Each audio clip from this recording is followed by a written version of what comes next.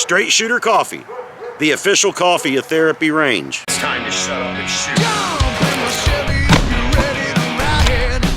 Hi, here we go.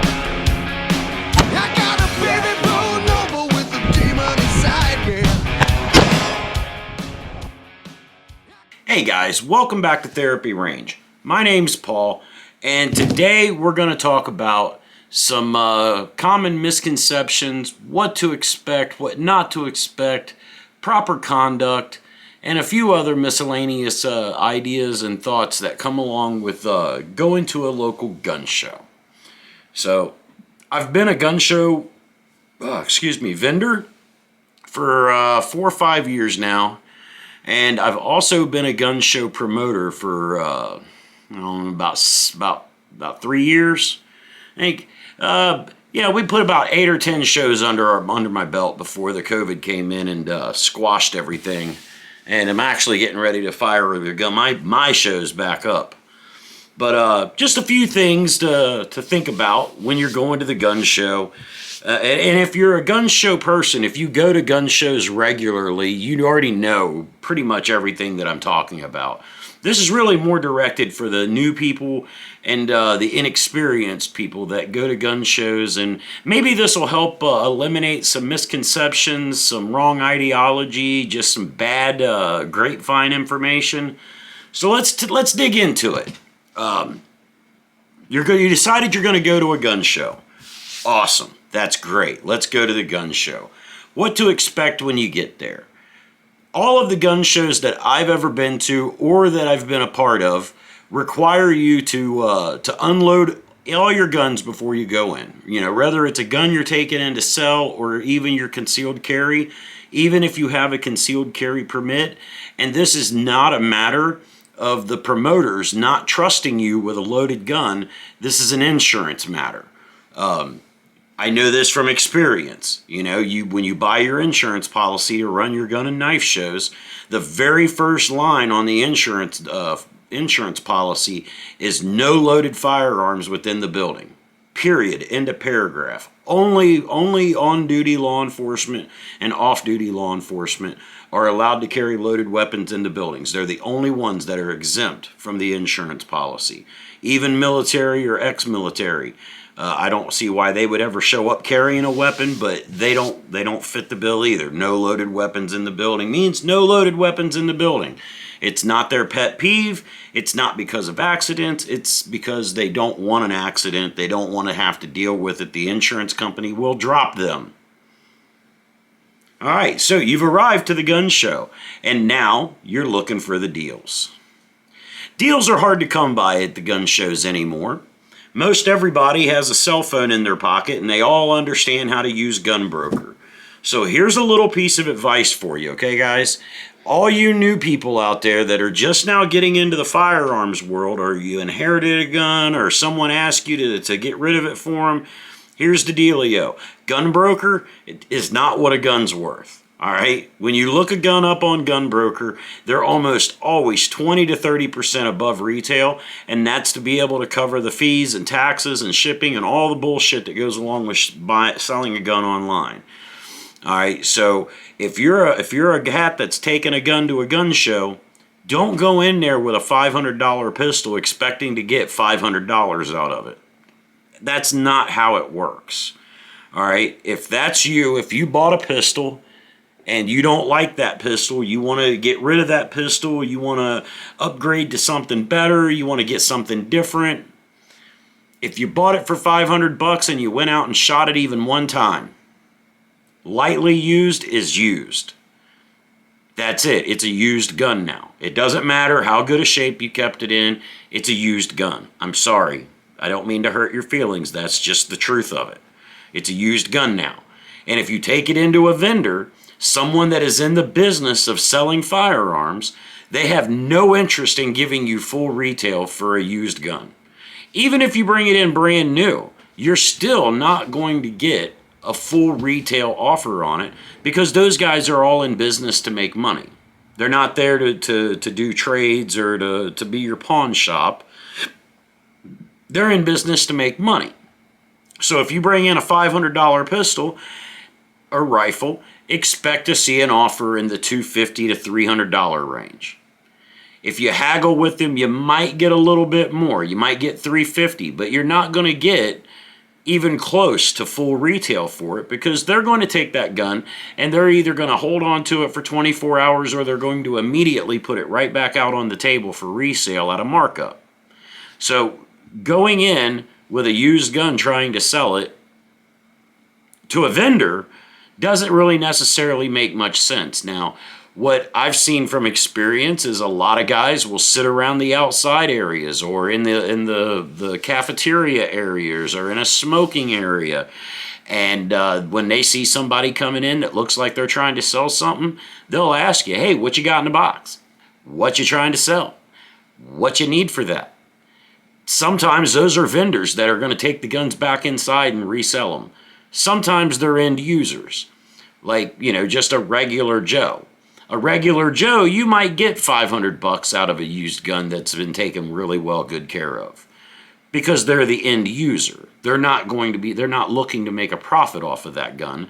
They want the gun to take it home and keep it. So if you're trying to sell to a person that's going to keep it, well, then you can get a little bit more out of it, maybe even the full retail out of it, if you're trying to sell it to a person that plans on keeping it. If they plan on trying to resell it, they're not going to pay you full retail for it because there's no meat left on the bone. That's just the way it is. If I was a gun dealer and you brought me a Glock 19 and you said you wanted $585 for it, I'd say, nah, I'm going to have to pass on it. I can't sell it for more than $600. And if you walk around, there's guys in here selling brand new ones for $600. So why would they buy a used one for me for the same price that they can buy a brand new one for across the aisle? I'll give you $300 for it.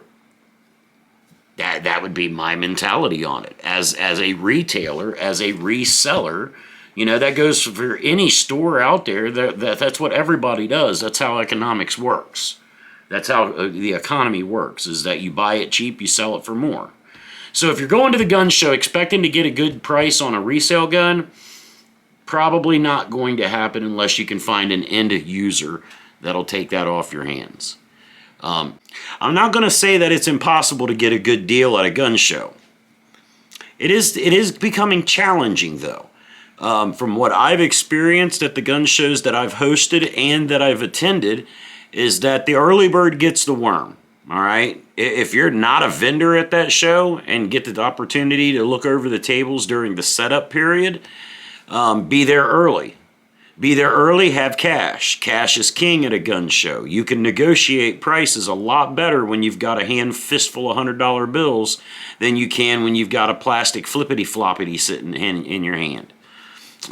Most of your gun vendors are all becoming very anti-credit card, anti-plastic period, because of all the bullshit that the government's trying to pull, tracking gun sales and so on. So a lot of those guys are a lot more likely to work with you and to bend on their price if you show up with cash in hand versus plastic. Being there early before all the good deals are grabbed up. Educating yourself before you go to the gun show. Look on GunBroker, and if you're looking for a specific gun, look on GunBroker and see how much it's going for on GunBroker. If you can get it for less than that, there you're doing okay. GunBroker is not the place to find a price to sell your gun at. It's just all GunBroker's good for is telling you what not to pay for a gun. Seriously, if you get on there and look around, even like the Heritage Rough Riders are way overpriced. And you can get them a lot cheaper at the gun show or even your local gun store. If you just show up with cash in hand and a good attitude, you're gonna get a decent deal. Being educated is gonna help you get a decent deal about what you're looking for. But if you just think you're just gonna stroll in and all willy-nilly get a bunch of really good deals like you're at the flea market or something, that's not the case at all. Not the case at all. The next piece of advice that I would give you is be prepared to spend some time at the gun show. This ain't Walmart. It's not an in and out type situation. When you go to the gun show, spend some time there. Walk around the show a few times. Talk to people. Compare prices. Negotiate. I mean, it's a daytime, it's an all day event. Going to the gun show isn't just kind of like an in and out thing. Not if you're a smart shopper anyway. If you've got more money than sense and you can just go in and just throw cash around because you've got so much of it that you can afford to waste it, then sure, go ahead and do that. But the wise man that's frugal with his money is going to plan on spending at least 3 or 4 hours, maybe 5, at the gun show, shopping around and talking to people and getting to know the vendors. That way, when you come in next month, maybe you've got a little more leverage. Maybe you got a little more, hey, we talked last month. Remember me? Can I get that? Can I get that for the price that we talked about last month? Or can I get it for a hair less? It's still sitting there. You've had all month to sell it. It ain't sold, so... Would you sell it for $50 less than what you had on it last month? And as they get to see you and they get to know you, they become friendly with you, and it's almost like making friends. Not quite, but almost. You become acquaintances, and they feel more compelled to give you a better price. The better they know you, the better opportunity you're going to have to get a better price. Paying with cash is going to, with most vendors, at the very least, you're going to get to drop the sales tax. Not so much when you're buying a gun, but if you're buying ammo or accessories, a lot of times, if you've got cash in hand and a good attitude, you can at the very least get the sales tax dropped off of a lot of stuff at the gun show. Just by talking, wheeling and dealing, having a good attitude, letting them get to know you a few times over. All right, so you found the gun that you wanted to buy. You've looked it over, you've checked it out, you've checked the room out to see if there's better prices, you've watched all the individuals coming in and out with their firearms that they had for sale, and you've decided to go ahead and pick one up from one of the vendors inside. It's time to do your federal firearms background check. You're going to need to have your driver's license, and you're going to need to have your concealed carry permit if you have one of those.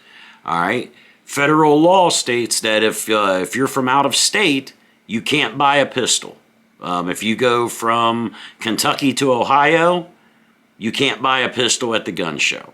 You can you can pay for it and have it shipped to a local FFL in Kentucky if the vendor's willing to do that. And you can go there and do your background check and take possession of it.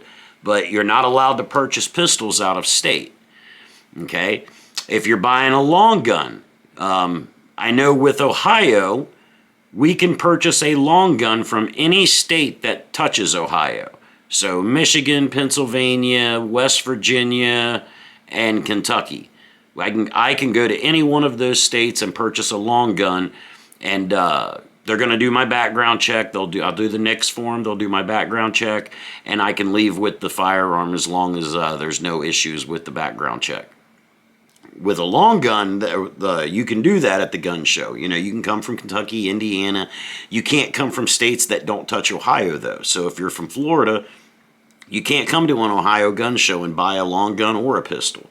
You can have them shipped back to your home FFL and do the background check there, but federal law prohibits a vendor from selling you a pistol from out of state or a long gun from a state that doesn't touch the state that you're buying the gun in. Those guns would have to be shipped back.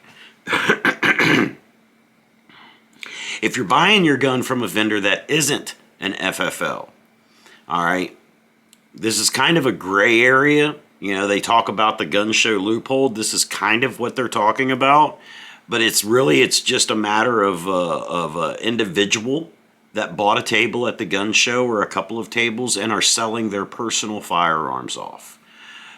If you are from out of state, the same rules still apply.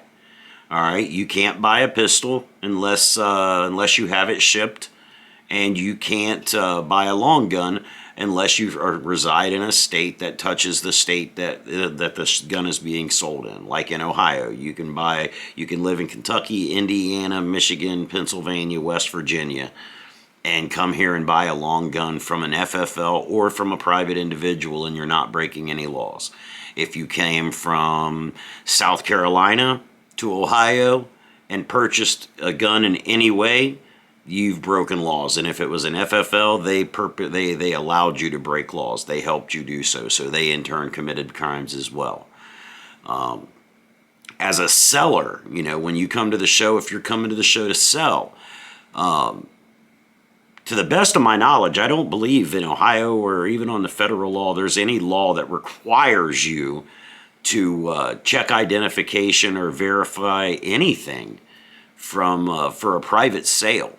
If you show up at the gun show and you've got a .22 rifle that you want to sell and some guy says, hey, yeah, I'll take that, and you agree on the terms, as far as I know, now I'm sure, correct me if I'm wrong in the comments, but as far as I know, there's no federal law that requires you to ask that person anything. Socially, civically, we kind of take it upon ourselves to ask, are they of age, and are you a felon, and are you a resident of this state? I've never seen anything that would tell me that you're required to do those things. As a good citizen, I think it behooves you to go ahead and ask those questions just to make sure. It's not like they're going to tell you the truth anyway. But if anything ever did come of that sale, you could say, well, I did use my due diligence. I checked their ID. I asked them if they were a felon, and I asked them if they were a resident. And the ID supported what they told me, that they were a resident. Them being a felon, I have no access to readily find out whether they were a convicted felon or not. I took them at good faith that they were being honest with me, and that should alleviate you from any trouble if something bad were to come up from a private sale of a firearm. And to wrap things up, I would say the best thing that you can do as an individual to maximize your experience at the gun and knife shows would be educate yourself. Whether you're taking something in to sell, or whether you're going to purchase something, or even if you're just a tire kicker and looking around, at least be educated about the things that you are interested in. If you're taking to sell, get online. Visit multiple websites. Don't just go to a gun broker. Go to multiple websites. Go to the manufacturer's websites. Do some research and get an average of what your weapon is worth. That way you know to not get lowballed when you do get to the gun show, even if it's from a private citizen. Have an idea, from the top end to the bottom end of what your weapon's worth before you ever even set foot into the car, take off down the road to go to the gun show. You need to know these things. It'll help maximize your experience. If you're going to purchase something, the same rules apply. Know what you're looking for. Do the research on it. Ask questions. Talk to people. Don't be shy when it comes to buying a firearm. Otherwise, you may not enjoy your experience as much. You may end up feeling like you got ripped off, got taken to the cleaners. You got that not so fresh feeling about you. It'll be all right. We live and learn. But if you listen to your therapist over here at Therapy Range, it will absolutely maximize your experience at the gun show. When you see kids running around selling candy for the school, chip in on that shit. It's a good thing. You see raffles for charity, chip in on that shit. It's a good thing. Even if you don't do raffles, throw them a couple bucks as a donation. It's a good thing. Support your local vendors. Even if you're set on guns and ammo, go support the local show. It don't kill you to go out and spend $10 to get in the door and to walk around and have a hot dog or something. Maybe buy a box of ammo or a doodad or a whatnot for your gun.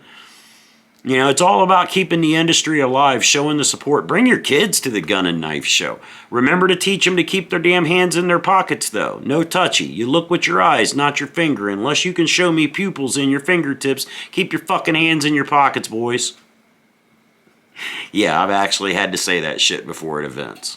Keep your damn hands in your pockets. Unless you got eyeballs in the tips of your fingers, you don't need to be touching everything. All right, guys, I hope you learned something from the video. For those that know, they know. Those that don't, they don't. Maybe now that they do. Like and subscribe. Share it with your friends. Take your kids' phones, like and subscribe. Take your wife's phone, like and subscribe. Grab your neighbor's phone. Co-workers, oh man. If they leave their phone laying around instead of going and taking pictures of your balls, just go subscribe to Therapy Range. It'll be a lot more entertaining for everyone involved. Live your life to the fullest, guys, because anything less is an injustice to yourself and every single person around you. I got a new gun today. We'll be making a video soon. Yeah. Stay free, America. We'll talk to each other again real soon. God, I want to get out on the range. This cold weather sucks. It's time to shut up and shoot. Hi, here we go.